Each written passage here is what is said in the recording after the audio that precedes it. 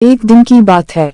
एक बूढ़ी औरत और उसकी बेटी खाने की तलाश में शहर की तरफ निकलती है।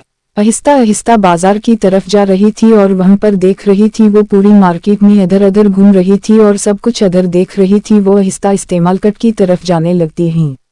वो मार्केट की तरफ रवाना होते हुए अपने मुंह से बोल रही थी कि मैं मुझे आज एक अच्छा खाना खाना है, अब किसी अच्छी सी शॉप पर ले चली। उसकी मुंह बोलते हैं चलो ठीक है, हम इसे अच्छे से डब्बे वाले के पास चलते हैं।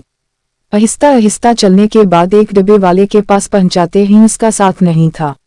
डब्बे वाला पूछते हैं कि आपको खाने में क्या चाहिए, होने का कि अब कुछ शायद नाश्ता दे दो। सने कहा चाय नाश्ता अब क्या लेके यहाँ पर शोट, उन्होंने कहा कोई भी चलेगा।